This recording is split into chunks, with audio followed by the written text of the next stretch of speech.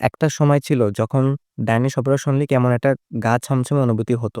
যেন গ্রামের কোনো প্রান্তে অন্ধকার একটি কুঠুরি আছে। সেখানে কেউ একা বসে আছে, চুল এলোমেলো, চোখে রক্তিম জ্বালা। কিন্তু কখনো কি আমরা ভেবেছি এই ডাইনিটা একটা কারা দেয়, কাকে দেয় আর কেনই বা দেয়? হইচয়ে নতুন ওয়েব সিরিজ 'ডাইনি' ঠিক সেই প্রশ্নগুলোরই মুখোমুখি দাঁড় করায় আমাদের। শুধু একটা গল্প নয়, এটা একটা প্রতিবাদ, একটা চিৎকার, একটা প্রতিশোধের ধ্বনি। আর ঠিক সেই গল্পের কেন্দ্রে আছেন একজন অসাধারণ নারী, পাতা, যার চরিত্রে অভিনয় করেছেন মিমি চক্রবর্তী। আপনি যদি ভেবে থাকেন তিনি শুধু কেবলমাত্র গ্ল্যামারস গার্ল, তাহলে এই সিরিজটি দেখার পর আমি নির্দ্বিধায় বলতে পারি আপনাকে আপনার ধারণা পাল্টাতেই হবে। এই সিরিজে আছে ভয়, কষ্ট, রাগ, প্রতিবাদ। আছে সমাজের অন্ধকার দিকে নগ্ন মুখ। আর আছে কিছু দৃশ্য যেগুলো দেখে সত্যি বলতে গা শিউরে ওঠে। আমি আজ যে রিভিউটা করছি এটা সেফ কোনো গল্পের সারাংশ নয়। চেষ্টা করব একেবারে বিশ্লেষণ করা গভীরভাবে। প্লট, চরিত্র, নির্মাণশৈলী, সংলাপ, চিত্রগ্রহণ থেকে শুরু করে এমন কিছু অংশ তুলে ধরব যেগুলো হয়তো চোখ এড়িয়ে যায়, কিন্তু দারুণ গুরুত্বপূর্ণ। আর একটা কথা, ভিডিওটি আমি যত সম্ভব চেষ্টা করব স্পয়লার ফ্রি রাখার, যাতে আপনারা আমার রিভিউ দেখে যারা দেখতে যাবেন সিরিজটি তারা যেন পুরো সুন্দর মতো উপভোগ করতে পারেন। তাই যারা এখনো সিরিজটি দেখেননি তারাও নিশ্চিন্তে দেখতে পারেন পুরো রিভিউটি। আর যারা দেখে ফেলেছেন তারা নিশ্চিতভাবে বুঝবেন এই বিশ্লেষণ হবে একটু অন্যরকম। তো চলুন শুরু করা যাক ডাইনির পেছনে এই অদেখা সত্য, আবেগ আর প্রতিরোধের এই যাত্রা। আর এই পুরো ভিডিও জুড়ে আমি টরিকুল থাকবো আপনাদের সাথে। তো চলেন আজকে ভিডিও শুরু করা যাক। প্লট ও গল্পের কাঠামো। মূল গল্প, সিরিজটি দুই বোন পাতা, মিমি চক্রবর্তী ও লতা কৌশনী মুখার্জিকে কেন্দ্র করে।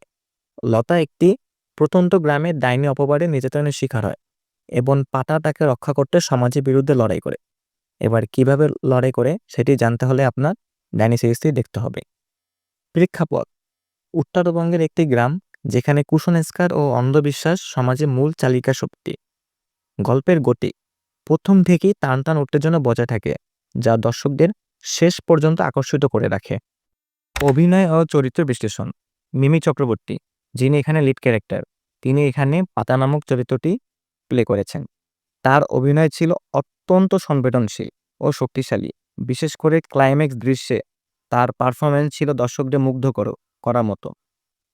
কৌশলী মুখার্জি, তিনি এখানে লতা চরিত্রটি করেছেন। তার চরিত্রটি কিছুটা কম প্রভাবশালী হলেও তিনি তার সাধ্যমতো চেষ্টা করেছেন। বিশ্বজিৎ দাস, তার চরিত্রটির নাম এখানে জানগরু, যিনি এই সিরিজটির মেইন ভিলেন। একটি ভয়ঙ্কর ও হিংস্র চরিত্রে তার অভিনয় ছিল এবং সেটি খুব প্রশংসনীয় হয়েছে দর্শক মহলে। নির্মাণশৈলী ও প্রযুক্তিগত দিক। পরিচালনা, নির্ঝর মিত্রের পরিচালনায় সিরিজটি একটি বাস্তব ধর্মীয় চিন্তাশীল প্রোডাকশন হিসেবে উপস্থিত হয়েছে। চিত্রগ্রহণ, গ্রামের প্রাকৃতিক দৃশ্য ও অন্ধকারাচ্ছন্ন পরিবেশ চমৎকারভাবে ক্যামেরায় বন্দী করা হয়েছে। কালার গ্রেডিং, বেশ ভালো কালার গ্রেড করা হয়েছে এখানে। সাউন্ড ডিজাইন, পটভূমির সাউন্ড ও মিউজিক সিরিজটির থ্রিলার উপাদানকে আরও বেশ জোরদার করেছে। চিত্রনাট্য ও সংলাপ। চিত্রনাট্য, গল্পের গতি দ্রুত এবং টান টান উত্তেজনা বজায় রাখে একদম শুরু থেকেই।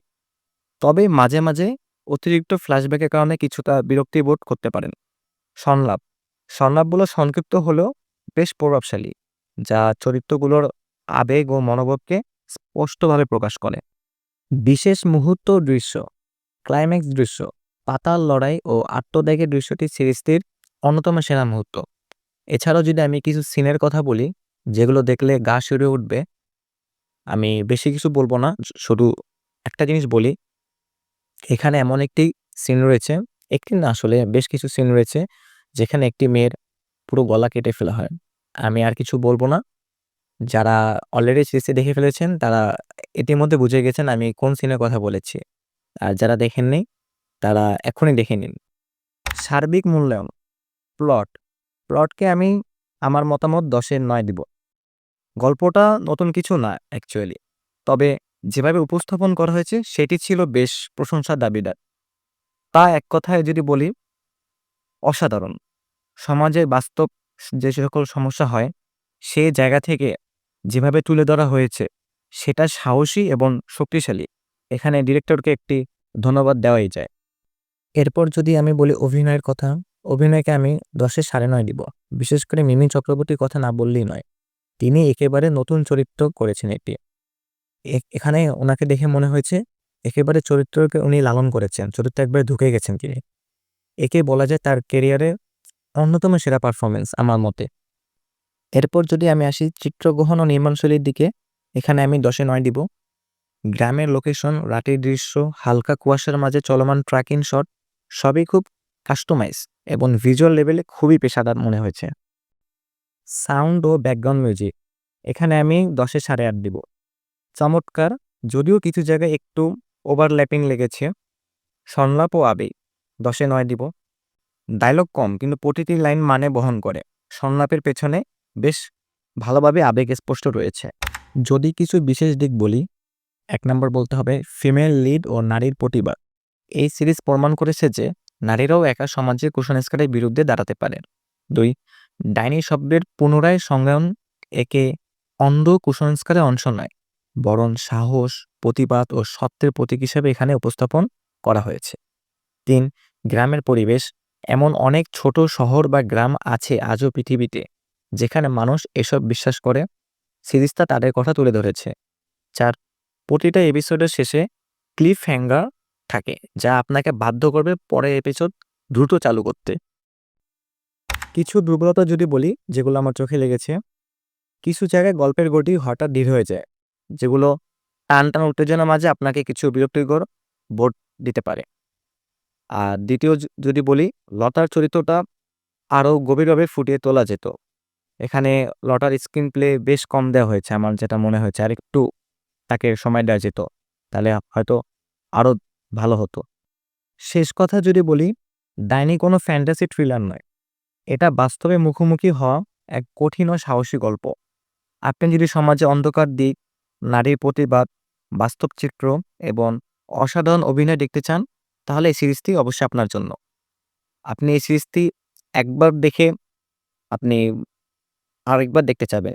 আমার যেটা মনে হয়েছে, আমারও আরেকবার দেখা ক্ষুধা আছে। এই ভিডিওটি করে অবশ্যই আরেকবার দেখব আমি।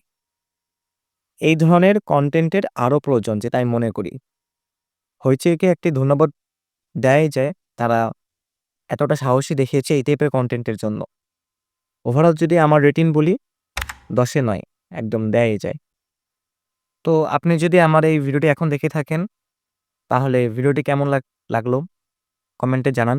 যদি ভিডিওটি ভালো লেগে থাকে অবশ্যই লাইক, কমেন্ট, শেয়ার করেন এবং ডাইনি দেখেছেন কিনা, আপনি যদি দেখে থাকেন আপনার অভিজ্ঞতা কীরকম এই সিরিজটি নিয়ে সেটি আপনার মতামত জানাতে পারেন কমেন্ট বক্সে। আর যদি না দেখে থাকেন, এই রিভিউ দেখে আপনার কি দেখার ক্ষুধা জেগেছে কিনা সেটিও মতামত জানাতে পারেন কমেন্ট বক্সে। আপনার বন্ধুদের মাঝে ভিডিওটি শেয়ার করতে পারেন, আত্মীয়স্বজন বা পরিবারের মাঝেও। আর সবসময় মনে রাখবেন, ডাইনি শুধু কোনো গল্প নয়, এটা একটা প্রতিবাদ, একটা জবাব যা সমাজকে দরকার। ধন্যবাদ। আজকে এই পর্যন্তই। পরবর্তীতে কোনো ভিডিওতে আবার দেখা হবে। ততক্ষণ পর্যন্ত সবাই ভালো থাকুন, সুস্থ থাকুন। সবাইকে আসসালামু আলাইকুম। ধন্যবাদ।